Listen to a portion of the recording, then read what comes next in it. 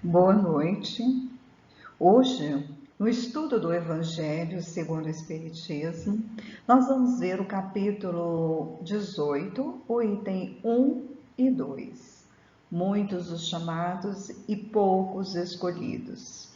Para entendermos esse capítulo, é importante rever a parábola do festim de bodas. Só que ao invés de toda a parábola, apenas um resumo para que a gente possa ter elementos para poder conversar um pouquinho a respeito dessa parábola. Antes, é interessante a gente pensar o porquê Jesus preferia as parábolas como ensinamento. Jesus, ele recorria às parábolas por três motivos, quer dizer, claro, N motivos, mas dentre três que nos ajuda a entender o porquê. Primeiro, o teor moral. Porque através das histórias, porque parábolas são histórias com fundo moral, são fantasiosas, né? São contagiantes, para que possa trazer um ensinamento básico. Ao mesmo tempo, ela envolve aquele que está escutando, fica preso aos seus ensinamentos, né?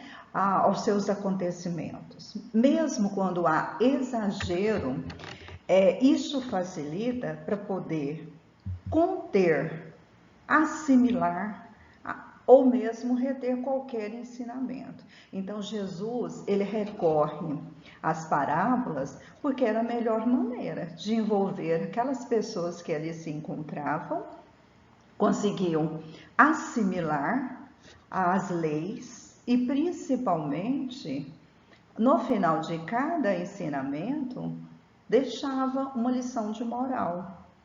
Então, para que a gente possa entender melhor a parábola do festim, vamos recorrer a um resumo, que é uma parábola contada por Mateus no capítulo 22, do versículo 1 a 14. Então, Jesus, ele começa dizendo que o reino dos céus, ele se assemelha a um festejo de bodas do seu filho. Ele mandou buscar vários servos para que pudesse enviá-los e convidar todos aqueles que necessitavam estar ali presentes para que pudessem participar daquele banquete. Porém, os convidados recusaram a ir, não tiveram interesse em ir na festa. O rei enviou outros servos para avisar aos convidados sobre o jantar, o que havia no banquete, né? Os tipos de alimentos, comida, participação. Então, tudo já estava pronto às bodas.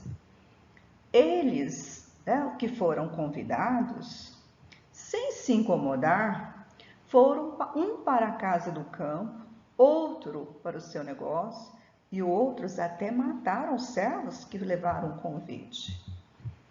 O rei, em cólera, exterminou os assassinos queimando a cidade. O rei disse a seus servos: o festim está preparado, mas os chamados não eram dignos dele. Ide e chamai todos quantos encontrastes. Então, se aqueles que foram convidados não compareceram, então ele disse agora aos servos: caminho por todas as ruas, por todas as encruzilhadas e chamem todos aqueles que quiserem participar. Os servos, eles saíram pelas ruas e trouxeram todos, os bons e os maus. A sala se encheu de pessoas à mesa. O rei percebeu que um homem não vestia a túnica nupcial e quis saber como havia entrado sem ela. Aí o homem aguardou em silêncio.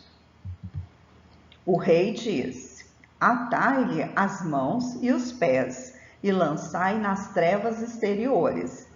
Ai que haverá prantos e ranger de dentes, porquanto muitos há chamados, mas poucos escolhidos.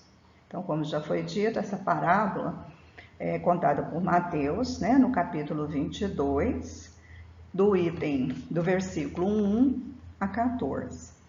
Bom, por ser uma parábola, nós sabemos que existem vários símbolos. Nós não podemos interpretá-la da forma como ela se encontra. Se apenas na visão materialista, né, observando os símbolos que aparecem aqui, não vamos compreender. Há necessidade de transportar para uma visão espiritual. Porque Jesus, ele não falava de coisas materiais. Apesar do contexto, né, das suas parábolas ser aquilo que as pessoas viviam para facilitar o seu entendimento, mas ele falava de coisas espirituais. Então, para que a gente possa entender um pouquinho mais, o que ele queria dizer com o reino dos céus? O reino dos céus significa um estado de plenitude espiritual, ou seja, é um estado interior em que os sentimentos envolvidos pela espiritualidade maior e nós sentimos paz, tranquilidade. Então, esse reino, ele pode ser começado aqui. Basta que o nosso coração esteja em paz, tranquilo. Aí sim, nós podemos conhecer o reino dos céus. Quando ele coloca o rei, quem esse rei representa? Quem ele simboliza? Deus, nosso Pai, nosso Criador, Pai de bondade e de amor, e que está sempre pronto a nos dar uma nova oportunidade. Filho, quem era o seu filho? Representa Jesus, aquele que ele enviou para trazer todos os ensinamentos que nos propõem condições para evoluir. Então, o nosso irmão, nosso guia, nosso modelo, nosso exemplo. Os servos são representados por quem? Os servos são os missionários, aqueles enviados por Deus. Em cada época, Deus houve a necessidade de enviar à Terra para que trouxesse o convite para nós, para que fizéssemos uma aliança, para que continuássemos com Ele. Então, Ele mandou os profetas, os seus apóstolos, os missionários. E os convidados? Quem são esses convidados? Primeiro foram os hebreus. Por que os hebreus? Porque eles já tinham um certo conhecimento das leis divinas. Eles já admitiam Deus único. Então seria mais fácil começar pelos hebreus. Mas como recusaram o convite, ele estendeu a todos os povos do mundo, né? As outras nações. E aqueles que recusaram o convite? Por quê, né? Que eles recusaram o convite? São os hebreus, aqueles que já tinham certo conhecimento, só que, às vezes, ludibriado, até mesmo pelo conhecimento, achando que seriam privilegiados, ou seja, começaram a interpretar de forma equivocada, né? Prejudicando essa melhora, esse crescimento. Então, eles tinham dificuldade de se esforçar no bem, né? Na distribuição do amor, da caridade, da convivência com o outro. Então, houve uma certa interpretação equivocada das leis divinas. E aqueles que massacraram? Exatamente os povos que não interpretaram a mensagem de Jesus, né? Então, por não saber interpretar e começaram a desrespeitar a palavra de Jesus, muitas das vezes nem escutavam mais, e isso dificultou. Por isso, né, que eles foram prejudicados, porque começaram a fazer interpretações equivocadas, se desviaram do caminho, esqueceram moralmente de evoluírem. E os bons e os maus? Porque ele saiu convidando os bons e os maus. independente se era pobre, se era rico, se era ignorante, se era um sábio, todos teriam acesso à boa nova. Não haveria mais separação da mensagem, a mensagem seria distribuída a todos. E a túnica nupcial? A túnica nupcial, ela representa a pureza das intenções, ou seja, ter o coração puro, um coração que está disposto ao bem, a se esforçar para domar as más inclinações, que está aberto a adquirir as boas virtudes, cumprir a lei segundo o Espírito. Porque muitas das vezes, como nós vimos lá na parábola, aquele ser que não estava com uma túnica, provavelmente falava em nome, às vezes, do Senhor, mas falava com arrogância, com preconceito, sem sentimento nobre. Então, ele não estava adequado. Então, a túnica nupcial é o ser capaz de amar, aquele que tem um coração puro, que já desenvolveu todas as virtudes necessárias para o seu crescimento. As trevas significa as incertezas, as inferioridades, porque aqueles que não aderiram bem, essas trevas se encontram dentro deles mesmos. E aquilo que eles têm, de negativo, de ruim, é o que eles exteriorizam. Nós sabemos que no umbral nós vamos viver aquilo que nós temos dentro de nós. Apenas é um estado de espírito. Então, se nós não conseguimos desenvolver a pureza do coração, só ver maldade, só ver insucesso, só ver incerteza e inferioridade, é o que nós vamos refletir, mesmo no plano espiritual, é o que nós vamos encontrar. O jantar e as iguarias, o que simboliza? Todos os recursos que Deus provê e oferece gratuitamente ao processo de iluminação de todos os espíritos. E por um lado, os alimentos, eles fortalecem o corpo. Aquele banquete que estava sendo servido ali, aqueles alimentos, iria fortalecer o corpo, mas a mensagem que estava sendo divulgada naquele ambiente era o ensinamento necessário para fortalecimento espiritual. Então, nós estamos vendo aqui que o convite, ele foi distribuído. E para nós, o que poderia representar esse convite? A morada espiritual. Só que essa morada espiritual nós não precisamos esperar desencarnar para encontrá-la. Aqui no plano físico, aqui no planeta Terra, nós também precisamos encontrar essa paz, essa tranquilidade, esse estado de espírito, para que possamos ter condições de evoluir. Então, todos os dias, esse convite ele é distribuído. Depende de nós, da nossa vontade, da forma como nós agimos, as nossas escolhas, para que possamos realmente aceitar esse convite. Além desse convite, nós percebemos também que nós temos responsabilidade e precisamos ter consciência. Responsabilidade com o quê? Responsabilidade com o que nós assumimos no plano espiritual, na nossa programação espiritual. Tudo bem que esquecemos com o tempo quais são os nossos compromissos, quais são as nossas obrigações. Mas se a partir do momento que conhecemos as leis divinas, que nós conhecemos sobre a moralidade, o que é certo do que é errado, nós já podemos fazer as nossas escolhas. Nós não poderemos culpar ninguém depois pelos nossos erros ou pelas nossas omissões.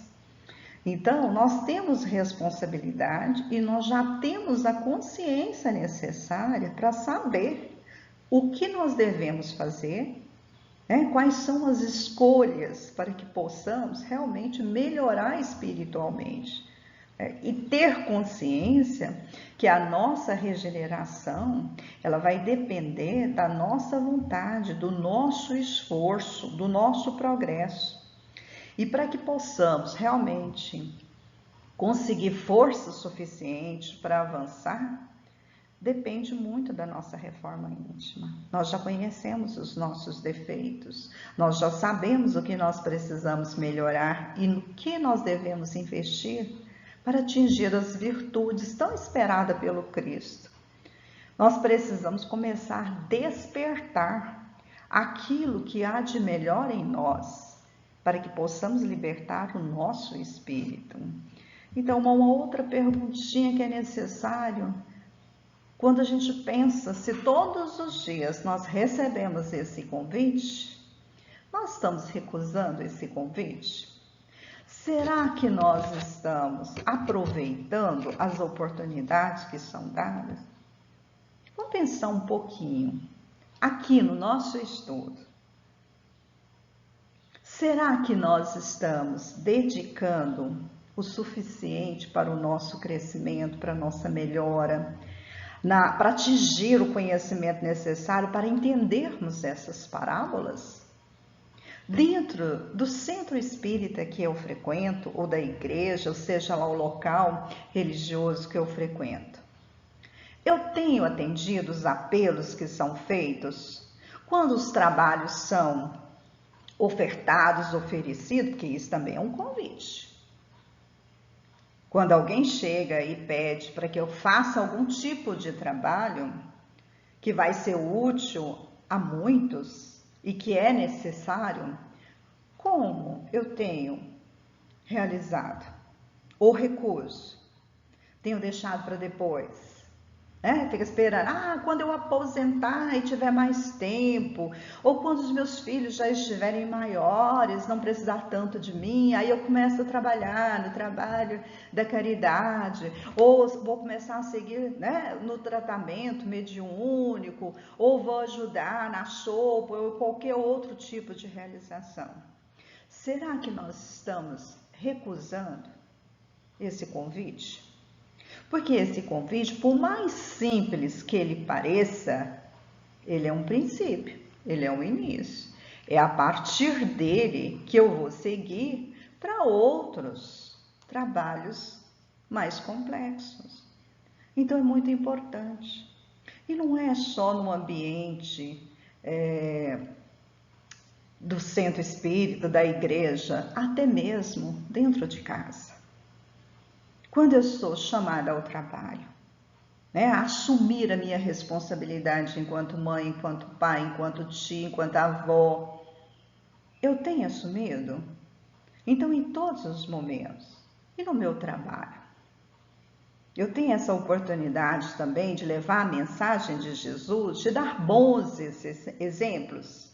Então, nós temos que pensar que esse convite, ele é realizado todos os dias, em todos os momentos. São oportunidades que Deus nos oferece. Olha, eu te dei uma vez, aí você não quis, e agora? Será que é o momento? Então é muito importante a gente começar a fazer reflexões. Sempre ao deitar, começar a pensar o que eu fiz do meu dia hoje. Como que eu agi? Como realmente um discípulo de Jesus? Ou eu deixei para amanhã para poder realizar? O que eu fiz realmente foi importante? Ajudou, facilitou, acrescentou, me deixou mais feliz? Então essa reflexão, ela é essencial, é ela que vai nos impulsionar, é ela que vai nos dar consciência do nosso papel aqui na Terra, porque nós não estamos aqui para o lazer, nós estamos aqui para o trabalho, para desenvolver, para crescer, para melhorar. Nós já vimos que naquela escala espiritual, naquela escala evolutiva, eu preciso seguir em frente, eu preciso pelo menos um degrau de cada vez, né? É necessário não estacionar. É importante eu refletir e querer sempre recomeçar. Mesmo que eu perceba, puxa, hoje eu perdi meu tempo, eu não fiz nada, podia ter feito isso. Então amanhã eu tenho um compromisso maior, porque eu tenho que fazer o do dia e do dia anterior, e assim a gente começar a pensar que a gente pode realizar cada vez mais, né? Querer melhorar, ter vontade. Então ter essa consciência também é necessário. Deus, ele é muito paciente. Como eu disse, ele traz muitas oportunidades para nós, né? Ele sempre nos ensina que a gente pode recomeçar. Mas chega uma hora que de tantas oportunidades e nós desperdiçamos, nós insistimos em ser inúteis, perdendo reencarnações e mais reencarnações, vai chegar um momento que ele vai dizer, olha, agora você não vai ter mais escolha. Infelizmente, porque você não está progredindo, você não está melhorando e necessita de uma reencarnação compulsória, para que você pare para pensar e comece a agir no caminho evolutivo. Então, Deus também, mesmo sendo paciente, tem limites. Vai chegar um momento que ele vai nos fazer passar por expiações, para que possamos progredir, para que possamos tomar uma atitude. Porque, na verdade, Deus, ele está chamando, esse convite é para que possamos nos tornar um cidadão do seu reino. Mas, para isso, nós precisamos limpar essa cegueira. Precisamos deixar de ser surdos. E muitas das vezes nós ainda ficamos aliados ao orgulho, ao egoísmo, às escolhas decorrentes do nosso livre-arbítrio que não são boas. Então, essas barreiras, elas vão dificultando para que a gente possa se aproximar do reino de Deus. E há necessidade de um momento de Deus dizer assim, olha, eu te dei todas as oportunidades, agora você vai ter que fazer o que é necessário para você progredir, porque você não pode mais estacionar. E aí nós temos que tomar, né, uma atitude. Kardec, no item 2, ele diz assim, o incrédulo, ele sorri a esta parábola, por não compreender que se possa opor a tanta dificuldade de assistir um festim. Nós vimos aí, né? Que às vezes nessa parábola, se a gente for começar a entender simplesmente pelo contexto material, né? Pela visão materialista, a gente não vai realmente compreender e vai achar um absurdo a gente receber um convite para um casamento, para uma festa e recusar, deixar de ir e até matar aqueles que trazem o convite. Então é muito importante a gente perceber primeiro em que contexto foi contada essa parábola. Essa parábola Jesus contou porque ele percebeu que ali havia alguns chefes sacerdotes, alguns líderes religiosos que estavam questionando a sua autoridade. Então eles faziam perguntas para que ele pudesse, né, cair numa cilada. Porque esses líderes, o que eles traziam no coração? Estavam cheios de inveja, né, de rejeição. Então Jesus precisava fazer com aquelas pessoas que ali se encontravam percebessem, né, principalmente as coisas que estavam de forma oculta. É claro que nem todos conseguiram interpretar, entender, né? Porque em cada estágio da nossa vida, dependendo do nosso conhecimento, da nossa evolução moral, é que nós temos condições de entender. Nós não podemos esquecer que Jesus, de tudo aquilo que ele falou, de todos aqueles símbolos utilizados, ele não estava falando de coisas materiais. Ele estava transportando para a visão espiritual. Então, era necessário, para que fosse compreendido, a moralidade, a verdade. E ele falava de fé, não aquela fé cega, aquela fé, a fé interesseira, aquela fé que não questiona, que não busca a verdade, né? Mas ele estava falando da fé raciocinada, daquela fé que realmente nos impulsiona a querer crescer, a melhorar, a evoluir.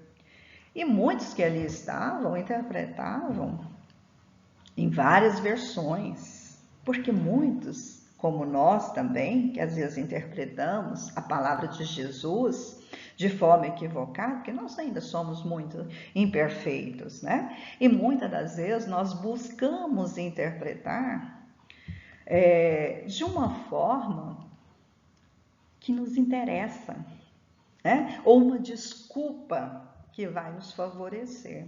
E é naquele momento ali, então, né, o contexto, a questão da moralidade, a questão dos interesses que estavam sendo desenvolvidos, tudo isso precisa ser questionado, interpretado, para que a gente possa entender melhor essa questão dos símbolos utilizados por Jesus nas suas parábolas.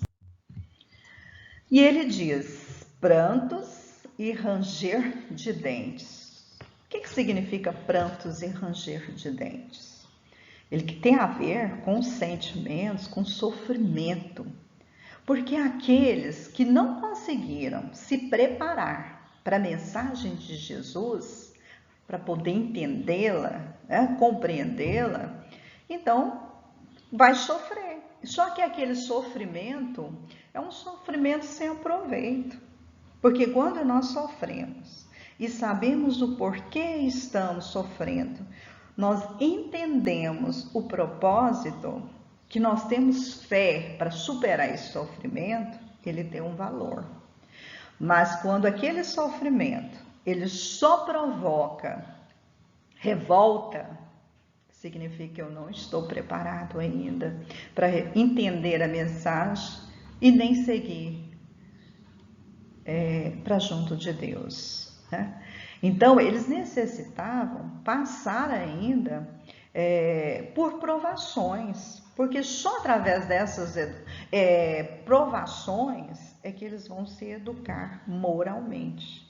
Porque se não tem conhecimento, se não consegue se desenvolver moralmente, é porque ainda alimenta o ódio, a raiva, o ciúme, ao invés de buscar e deixar florescer o amor e o perdão.